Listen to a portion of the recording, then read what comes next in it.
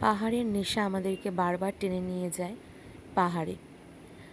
এবারের গন্তব্য ছিল আমাদের অফবিট ডেস্টিনেশন শিটং এবং তার সাথে দাওয়াই পানি। নির্দিষ্ট দিনে আমরা ট্রেন ধরে পৌঁছে গেলাম শিলিগুড়ি অর্থাৎ এনজিপি স্টেশনে।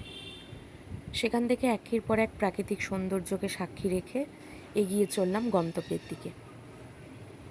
কখনো ঝলমলে আকাশ, কখনো বা কুয়াশায় ঢেকে যাওয়া রাস্তা আমাদের একের পর এক আহ্বান জানিয়ে গেছে।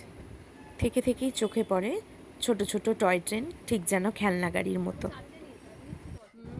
চলতে চলতে রাস্তার ধারের পাহাড়ি মোমো, কখনো ধোঁয়া ওঠা চায়ের চুমুক, এর সাথে সাথেই জানা অজানা রাস্তা পেরিয়ে কুয়াশার মধ্যে দিয়ে চলতে থাকলো আমাদের গাড়ি। একে একে রাত হয়ে আসলো এবং চারদিকটা হঠাৎ করে নিঝুম হয়ে গেল। কিছুটা ভয়ঙ্কর রাস্তা পেরিয়ে এই অন্ধকার বড় বড় পাইন জঙ্গলের ভিতর দিয়ে যেতে যেতে ঠিক যেন ভয়ঙ্কর সিনেমাগুলোর মুহূর্ত মনে পড়ছিল। এই যেন এক অদ্ভুত অভিজ্ঞতা।